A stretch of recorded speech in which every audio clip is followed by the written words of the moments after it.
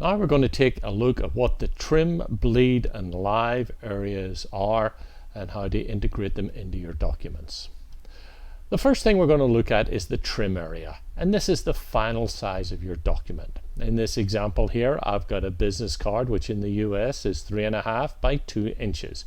Obviously this will change from country to country, and also if you're dealing with a letterhead or a flyer, whatever the final size is, this is your trim area. This is very straightforward. The next thing we need to take into consideration is the bleed area. Now, in this example, I've set up the bleed area for 1/8 or 0.125 of an inch. So what you do in the bleed area is you add this extra 1/8 of an inch on all sides. So that turns the 3.5 inches into 3.75 and the 2 inches into 2.25 inches. And we'll see how that works. When we build our document here, you can see it's width 3.75 by 2.25, and you can notice that all my images are extended to the edge there. And this is where a lot of people make their mistake. They just design the document up to the trim size. It needs to be designed out to the bleed size, and this is what happens here. When it gets printed, it always gets printed on an oversized piece of paper, and in most cases it will not be printed just as one card. There may be a lot of other cards in the same piece of paper, and they're all going to get trimmed down to the exact size, which is 3.5 by 2 inches.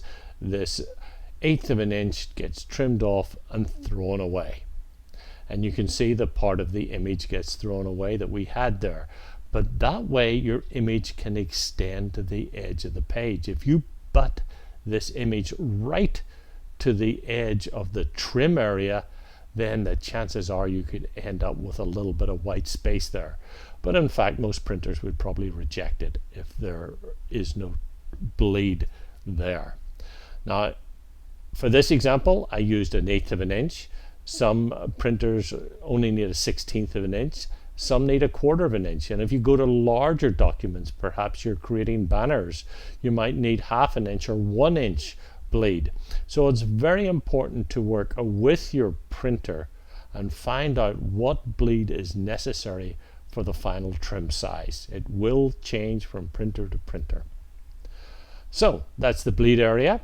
The next item we need to be aware of is the live area. Now, the live area in most cases is going to be about 1/8 of an inch away from the trim. It could be 1/4 of an inch away from the trim.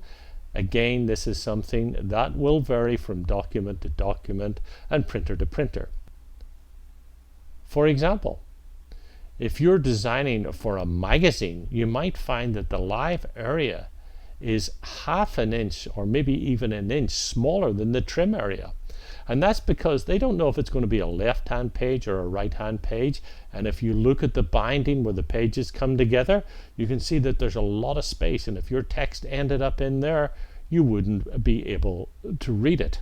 Even with small documents like this, you don't want your text or important images to be too close to the edge, because if the trim is even a little bit off, it can look a little bit weird. In a lot of cases, this is why I don't recommend using borders, because if the border is uneven, if it gets trimmed so the business card on one side is just even a 1/64 of an inch, a real small area than the other side, then a border can look a little bit off. So, looking at our final business card here as the example, you can see the outside, the dark gray area is going to get trimmed off. Then we have the light gray area. We're not going to put any of our text there. You can see that the text is well away from the light gray area, and that way it's going to look good in the page. Now in the next movie, I'm going to build an example, this example in fact, using software so that you can see the stages.